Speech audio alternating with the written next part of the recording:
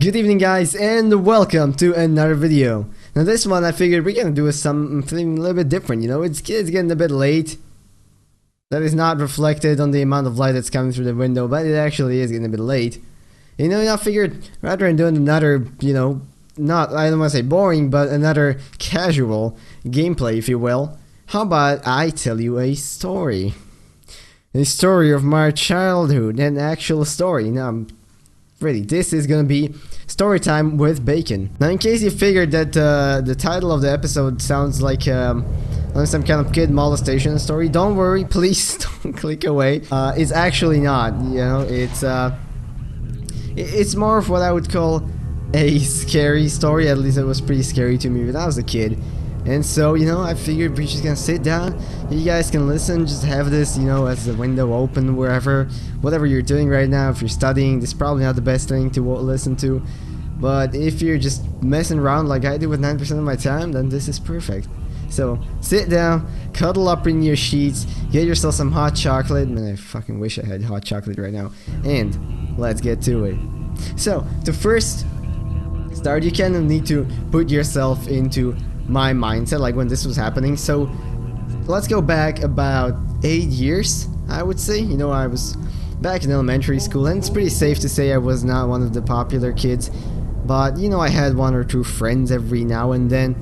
And so what we would do with my friends often after school, or especially during the summer when the story takes place, we would go outside, and about 20 to 25 minutes of walking from my house, there's a forest, right? It's pretty large, you know, and I can get to it pretty quickly. So we would go up there and we would just shoot each other with BBs, or like put on green and camouflage clothing and play like the hardcore hide and seek shit. And that was all fun, right? Now, this was during a summer break, I would say maybe like early August. It was really hot outside. And, you know, as a kid, I didn't really watch the news. So this story from the news, which, you know, was basically, we started this whole thing, it got to me maybe about a month after it was published. But what it basically talked about is that there was some crazy homeless dude living in the woods who basically like semi-assaulted a few people by kind of running at them, scaring them, you know, like people who would walk their dogs in there.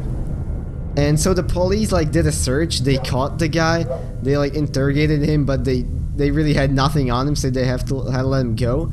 And like allegedly he still lived in the woods, right? I mean, that's what the report said. And of course, you know, in retrospect this sounds really fucking stupid, but to me as a kid back then, I figured it's gonna be the best adventure ever to basically get me and my two friends to go out into the woods and basically try to find this guy. You know, when we talked about it, we said we're gonna grab a camera and we're gonna take pictures of him. You know, it's yeah, we were kind of like that back in the day. We get a camera, and the three of us basically start. You know, we went off maybe at like 10 a.m. Of course, I was a kid, so initially we wanted to kind of go in the evening to, you know, make it be a bit more spooky and maybe sneak up on him. But of course, I was a kid. I wasn't allowed to really go out after dark. So we went off at about 10 in the morning. We got some snacks, we got water into our backpacks, and we went up there. So the thing is, like the forest, especially like the first kilometer or maybe two, is really not that dense. It has it's a crap ton of like biking tracks or roads that people walk their dogs on. And so, you know, we kind of walked through there, and we figured we weren't exactly sure where this guy's supposed to be, but you know, in our kind of kids' minds, I mean, the forest is only so big, so you kind of got to find him eventually. And so we walked, you know, we walked maybe for about an hour and a half, and like at this point the forest starts getting a bit more dense, right? Like the biking trails or the tracks kind of slowly disappear out, and the forest, especially later on, gets pretty dense in the sense that you can't really see too far ahead, right? Maybe 20 meters, that's like 60 feet for those of you from America. And so we keep going, and of course, like, it's sunny outside and it's pretty warm, but because of the trees, you know, above you and around you, it kind of gets a bit dark, you know, it gets at least a little bit spooky. But of course, I mean, that's the whole point. So, you know, we keep on going, we we find a place to like chill for like lunch, right? Which consists of like chips and some water that we brought along or whatever. But we kind of keep on going, and the thing is we're working on this path, right? Like it keeps getting thinner and thinner, and we all know the Hansel and Gretel story, so I didn't exactly bring breadcrumbs with me, but I knew I didn't want to go off the path. But like slowly the path begins to disappear, and it just kind of like all of a sudden it kind of splits, right? And we basically just choose to go right, and we're gonna like, oh, this is the first split in forever. We're just gonna remember that, you know, we need to go back left. And so we keep going there, and maybe about 40 minutes later, the path just ends. Like there's nothing there. Okay, so I mean it's the afternoon now. We kind of come back and we said, you know, we've wasted quite a lot of time, and we decided to go the other way to hopefully, you know, like find something. I mean, at this point, it's maybe like, I don't know, 3-4 o'clock in the afternoon. Like, we all kind of start to get discouraged. We spent the whole day there. It was hot. Everyone was sweaty and tired, and we were just about to call it a day. You know, when all of a sudden, as we're walking along this path, you know, I'm trying to paint the picture for you here. Maybe imagine it's like 4 in the summer. Like the shadows are getting a bit longer. The sun's going down slowly. I mean, it's still pretty sunny outside, but since you're in a pretty dense forest at this point, it's not that easy to see. And all of a sudden, what we encounter is like a tree branch along the path, and it just has a jacket on it, like an old jacket, you know. And I mean, if it was any other forest, this wouldn't mean anything. It's probably just someone left it there or like threw it out, some biker or whatever. But what we knew from the report, I didn't know how accurate this was, but what we knew is that the guy apparently like leaves clothes hanging around trees to kind of like, I wouldn't call it mark his territory, but maybe just kind of like remember where he goes. I don't know. I don't remember that clearly. So, you know, we found the jacket and we're like, holy shit, this is it. This is gonna be the guy. And so, you know, we follow along the track. We can like, we get silent. We can get a bit lower to the ground and follow along. And actually, there's another piece of clothing. I don't remember what it was, like a hat or something. We didn't really touch it because it's pretty gross. But there was another hat on another tree branch, and this was kind of to the left of the path, right? So what we decided to do is like, all right, well, I mean, let's just go a little bit from the path. And at this point, this was pretty deep in the forest. Like it was not like, you know, crazy deep, but like in our kids' mind, we were like in the deep. This was like pretty fucking scary. And so you know, we walk around like a couple of the trees so we can see, and sure enough, there's more clothes on the trees. So, you know, we pull out the camera, we like creep along the trees because like we're kind of convinced that this guy is probably a serial killer, right? So great idea. How about we just go looking for him in the woods? But, you know, we press on anyway. And it kind of reminds me of the scene from Iron Giant, to be honest. Like, you know, when he looks for all the destroyed stuff in the forest.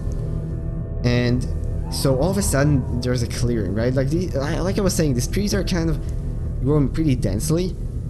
And all of a sudden, there's a clearing in the trees. And so, you know, we step around the trees, and this was pretty fucking terrifying. What we see is basically a bunch of like makeshift tents. But I wouldn't call it tents. It was basically, imagine like a wooden structure that kind of has 2 legs in like a triangular fashion on both sides, connected via a plank, and it just has like clothes or like plastic like bags, like shopping bags on top of them, so you can kind of like scoot under it and sleep out of the rain, I guess. But there wasn't one. There was like fucking 15 of these. Like that shit was like a mass camp, right? And now the thing is, you can't really see through the plastic. So what what it looked like, it looked abandoned. It looks like there's no one fucking there. And like we're hiding behind the trees looking at this shit. Of course, like half shitting ourselves at this point. And you know, we kind of talk about it for like 10 minutes. We observe from like the safety of the bushes, and nothing moves. Like actually no movement. No one comes, no one goes. It seems like the whole place is run down. And so, you know, what we figure is like, like we gotta go there. I mean, we've come this close. We slowly creep in between these tents, and like, I'm not kidding, this was actually, even by today's standard, judging it, this was pretty creepy, you know. You've had, just imagine this bunch of these makeshift tents, or whatever you want to call them, and all around the trees surrounded, you just have these like clothes hanging, and like weird kind of sticks just bundled up together, kind of like True Detective style. If you watch that show, I'm gonna put a picture on the screen now, kind of like that. And now we approach one of the tents, and we can like look down so you can see under the bags, and it's empty, right? And we're like, oh, thank God, because you can't really see through the bags. So we kind of walk around the tent for like the tent a little bit, and it's still fine, you know, like there's no one around. And so then I go into like the middle. You know, my friends kind of walk back to the bushes, and they go into the middle, and I kid you fucking not, I look under the tent, and the only thing I see is like a body, you know, someone's laying there. Now at this point, like, if it was real life, the chances are like, I would probably ask if that guy is alive, you know. But here, there were only two options. Either it's a dead body, and this is like a burial ground for the serial killer that surely lives there. At least in my like kid head, that was the case. Or number two, that is the serial killer right there. So I have, as slow as I could, I make my way out of the camp. The second we hit, I get to my friends, we creep away. The second we hit the path, we start the fastest sprint. I don't think I've ever ran that fast in my life, and we ran for like 10 minutes straight back the path. I am 100% convinced that there is someone chasing after us. We get back on the path, we turn back, and of course, you know, there's no one. But we make our way back, we get onto the road, you know, and finally, the big relief, we see a couple of bikers come in. You know, they like pass us. We basically, you know, praise the God for still being alive. And to be honest, that is probably one of the scariest things I have ever done as a kid. Like, I still think about it, and I'm like, dude, not kidding, if those guys were like some kind of fucking crazy child molesters or whatever, that could have been a really bad thing could have happened back then. But, you know, that I guess we were kind of stupid as kids, and we're kind of stupid now still, so hey, good. But that's it for the story, guys. I don't know if at all if this is an interesting kind of video to have, so I hope you guys enjoyed this, and if you would like to see more, let me know down in the comments, and, you know, make sure to check back in for more, and I'll make sure to do more. I wish you all a beautiful rest of this early evening, and I will see you in the next one. Bye bye.